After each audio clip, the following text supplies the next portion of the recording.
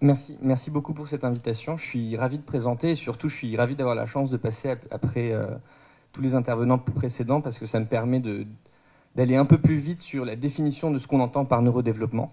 Alors moi effectivement je suis chef de clinique psychiatre au pôle Pépite et j'ai à la fois une activité au CEJAD où on prend en charge la psychose débutante, on la dépiste chez les patients tout venant avec des présentations psychiatriques. Et en même temps, j'ai des consultations au centre de référence maladies rares. Donc on fait vraiment le pont entre le rare et le fréquent. Et comprendre certaines anomalies qu'on peut identifier dans des cas extrêmement rares va nous permettre de rechercher des marqueurs et de rechercher des prises en charge plus spécifiques dans les maladies fréquentes. C'est un peu l'objet de mon topo que je vais centrer sur la neurophysiologie. Alors, vous avez déjà eu de belles présentations sur ce que c'est que le neurodéveloppement. Moi, j'ai juste remis une diapo pour clarifier 3 points importants de ce paradigme. Quand on parle de neurodéveloppement, même en faisant abstraction des troubles en eux-mêmes, la dimension neurodéveloppementale qui a été définie à partir des années 2008, quand on a commencé à vouloir avoir une approche endophénotypique, donc plus penser de manière catégorielle comme dans le DSM, mais regarder des dimensions qui sont partagées d'une maladie à l'autre. Elle comprend 3 points importants. D'une part, l'idée de trajectoire. Donc on va suivre quand on reçoit un patient, ce n'est pas un patient intenté, il faut prendre en compte toute sa trajectoire de vie.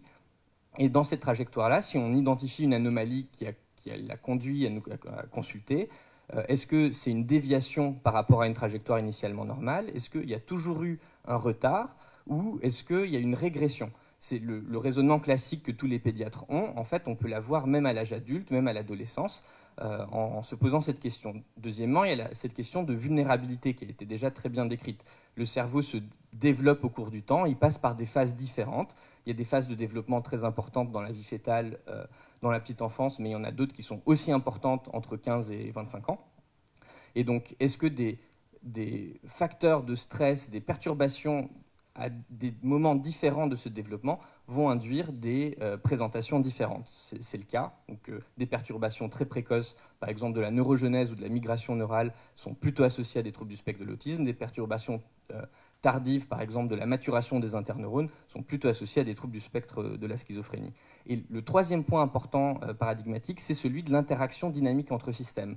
C'est-à-dire qu'on sait que les systèmes moteurs se développent à un moment donné, les systèmes qui sont plutôt de cognition sociale ou de gestion des émotions se développent à d'autres moments. Ça reste le même organe.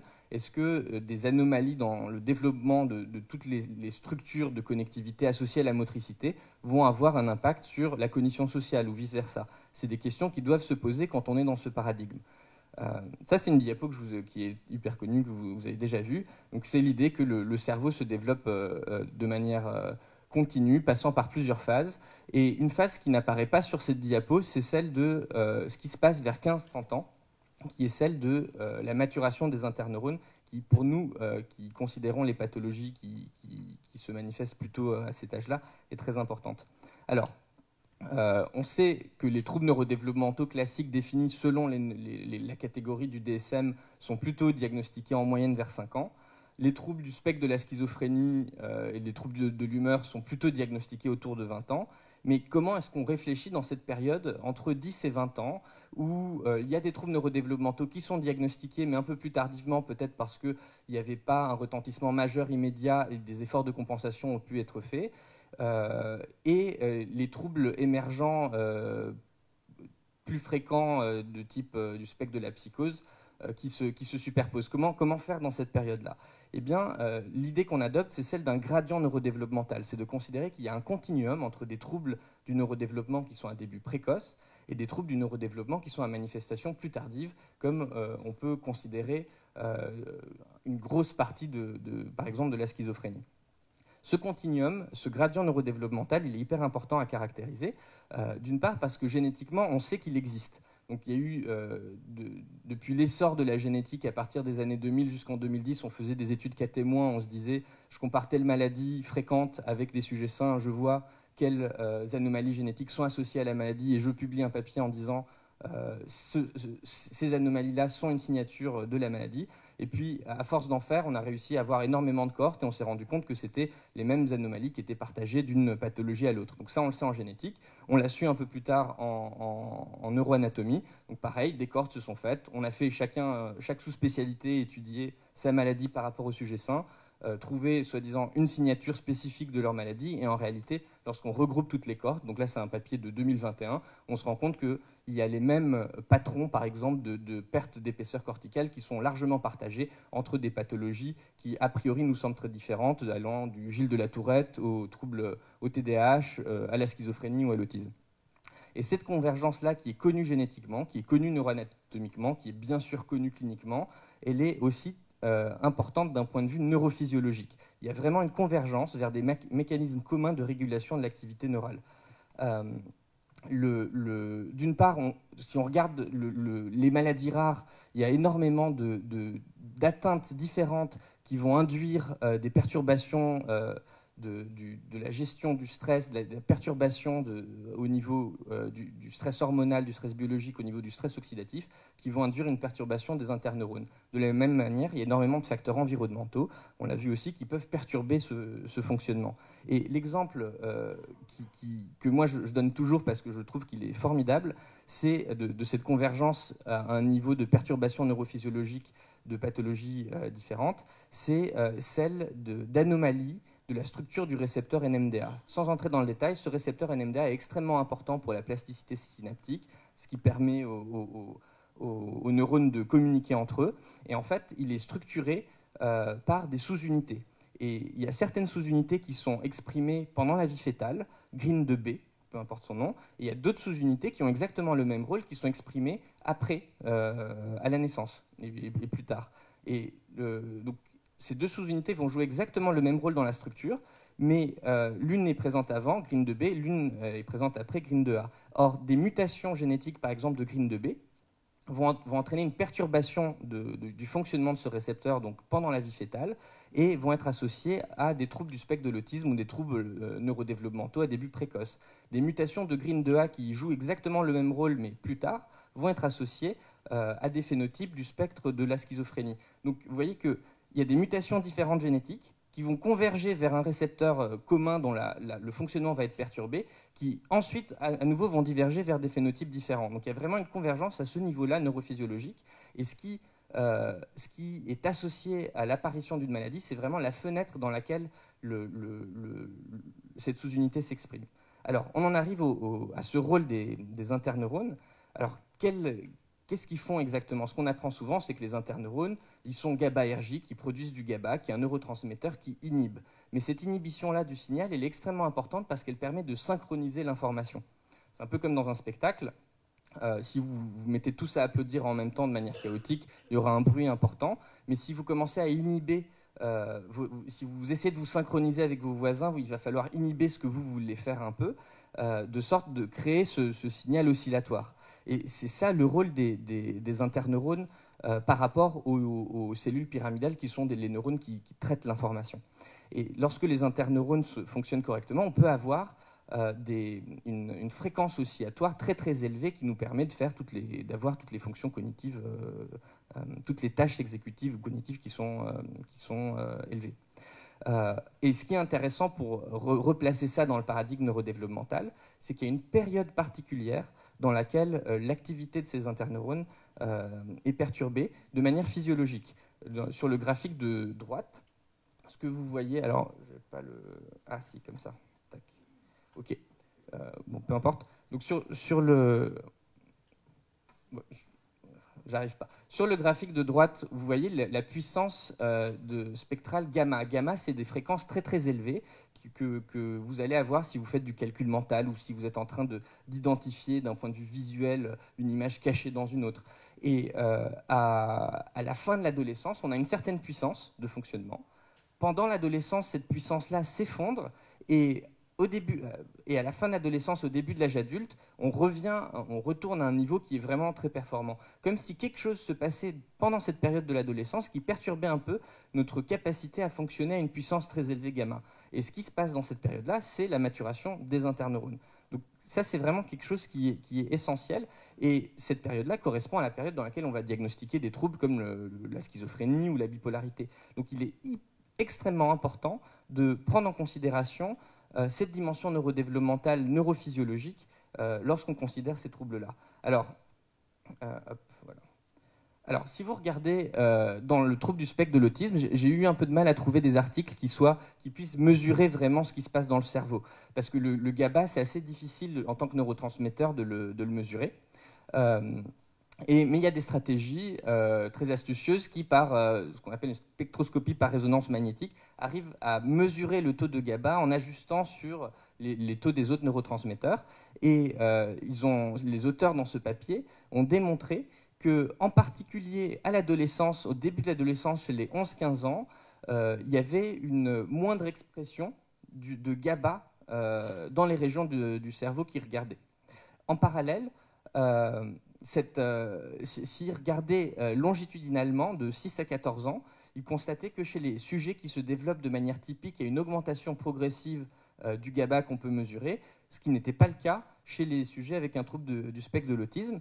Et cette augmentation de GABA, elle est associée à la capacité de fonctionner à une fréquence gamma importante. Donc vraiment, ce couplage bande gamma, taux de GABA, qui est un couplage neurophysiologique, varie au cours du neurodéveloppement et pourrait potentiellement être aussi un marqueur traduisant un manque de performance d'un point de vue du traitement de l'information. Alors ça, c'est un côté du spectre neurodéveloppemental, c'est le trouble du spectre de l'autisme. Si on va de l'autre côté, c'est-à-dire dans la schizophrénie, on trouve aussi des désynchronisations de phase dans la bande gamma. Alors, le genre d'expérience qu'on fait est très simple. On envoie un signal qui est régulier, ça peut être auditif, bip, bip, bip, bip, bip, comme ça, puis on augmente la fréquence de ce signal, bip, bip, bip, bip, bip. Et on regarde dans la région qui traite l'information, donc là, en l'occurrence, la région auditive, on va voir à quel point le cerveau est capable de se synchroniser sur ce signal-là. Et on voit qu'il y a des fréquences faibles dans la schizophrénie, il n'y a pas de différence par rapport au sujet sain. À des fréquences moyennes, 30 Hz, pas de différence. Et en fait, chez les sujets atteints de schizophrénie, quand on augmente à des fréquences gamma de 40 Hz, le cerveau n'arrive plus à se synchroniser par rapport à un signal aussi simple. Donc c'est quand même assez grossier comme mesure, mais rien qu'avec cette mesure grossière, on peut identifier des anomalies en bande gamma. Donc ça, c'est une manière fréquentielle, temporelle d'analyser les données.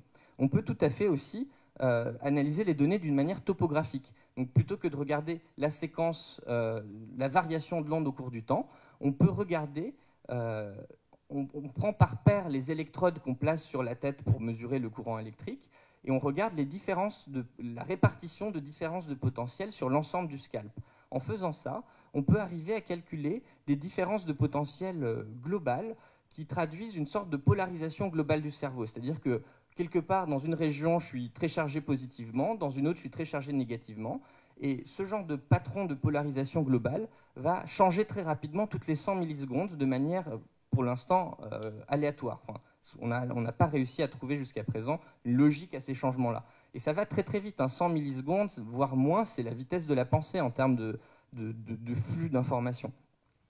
Et en constatant ça et en mettant des sujets chez qui on mesurait ces micro-états EEG dans une IRM fonctionnelle, on pouvait avoir accès aussi à une résolution temporelle un peu plus lente, celle de l'imagerie fonctionnelle, donc autour de 1 seconde par rapport à la milliseconde en EEG.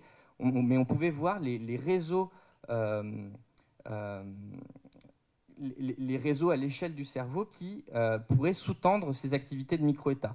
Et on s'est rendu compte qu'il y a certaines polarisations du cerveau qui traduisent par exemple un traitement de l'information venant du soi. Donc imaginez que là je suis derrière à ma nuque, je sois chargé très négativement et devant positivement. Bah, peut-être que quand le courant circule dans ce sens-là, je suis à même de traiter des informations qui viennent de moi, tandis qu'une autre configuration me permettrait de traiter des informations venant de l'extérieur. Pourquoi c'est intéressant? Parce que ça rejoint, ça c'est un cadre théorique, mais ça rejoint un autre cadre théorique qui date de la fin des années 90, qui est celui de l'espace neuronal global de travail. Dans ce cadre théorique-là, pour qu'une information soit traitée de manière consciente, il faut qu'elle soit assez intense pour arriver au cerveau, et il faut que le cerveau puisse prendre une configuration qui permette à l'information d'aller être traitée par la région la plus adaptée à sa modalité sensorielle, visuelle, auditive, etc. Et une des hypothèses, c'est que ces successions de micro-états, là qu'on peut mesurer en EEG assez simplement, correspondrait à des switches permanents de configuration du cerveau, de sorte que quelle que soit l'information qui vienne, on puisse la traiter d'une manière adaptée. Et donc on a ainsi réussi à identifier des correspondances entre des configurations particulières et un traitement de l'information. Et toujours dans le cadre développemental, il y a à nouveau à l'adolescence une anomalie dans la manière dont les micro-états s'expriment. À l'adolescence, il y a plus de micro-états C qui est mesuré en termes de fréquence, de temps d'occupation quand on l'enregistre. Or, le micro-état C, c'est le mode où on reçoit les informations de soi et des modèles internes, et moins de micro-états D, où on reçoit les informations de l'extérieur. Donc, encore un argument pour traduire, qui reflète le fait que l'adolescence est une période vraiment de fragilité dans la capacité à faire un équilibre entre les informations qu'on reçoit et nos modèles, quoi. Donc, qui explique toujours pourquoi les adolescents sont un peu complexes. Alors, en 2 minutes, je peux vous dire le genre d'analyse qu'on fait, nous, dans le service, en collaboration avec le service du professeur Gavaret. Dans les cas de situations fréquentes, donc de schizophrénie, de troubles du spectre de l'autisme, on a regardé les micro-états et on a vu qu'il y avait vraiment un continuum entre le trouble du spectre de l'autisme et le trouble de la schizophrénie, dans la mesure où il y avait beaucoup moins de micro-états D et un peu plus de micro-états C. Donc ce côté, j'attribue trop d'importance à un modèle interne et je ne l'adapte pas à la réalité extérieure. Donc ça, on l'a trouvé dans des situations fréquentes, mais pour aller plus loin, on l'a regardé aussi dans un cas de maladie rare qu'on voit très souvent au centre de référence maladie rare, c'est la délétion 22q11. Dans cette délétion-là, on perd un bout de chromosome qui contient un bout assez petit, mais qui contient beaucoup de gènes importants, entre autres impliqués dans la régulation des neurotransmetteurs. Et chez ces sujets-là, il y en a 40% qui vont développer des symptômes psychotiques, 40-50% qui vont développer un trouble du spectre de l'autisme, 40-50% qui vont avoir une épilepsie. C'est vraiment un modèle prototypique de trouble neurodéveloppemental au sens où avoir des manifestations autres que simplement les troubles dits exécutifs qu'on décrit classiquement ou les troubles des interactions sociales, ce n'est pas une comorbidité, c'est une manifestation différente d'expression d'un trouble qui est commun, quoi, ce trouble neurodéveloppemental. Et on a mesuré, je vais vous mettre celle-ci, la puissance spectrale, et on a vu qu'en θ, il y a vraiment un gradient entre les contrôles, les sujets avec une délétion, donc qui sont à risque de psychose, et les sujets avec une délétion qui, en plus, ont une schizophrénie. Et on voit que dans des fréquences basses comme en θ, il y a beaucoup plus de θ chez les patients avec une délétion et une schizophrénie. Ce qui est intéressant, c'est que le θ est une fréquence qui permet de structurer les fréquences plus hautes comme le gamma. Donc, on n'arrive pas à interpréter encore pour le moment exactement ce que ça signifie, mais c'est pour vous illustrer comment on essaye d'extraire de situations un peu rares des informations qui pourraient peut-être nous permettre de mieux comprendre les situations fréquentes. Voilà. Je vous remercie de votre attention.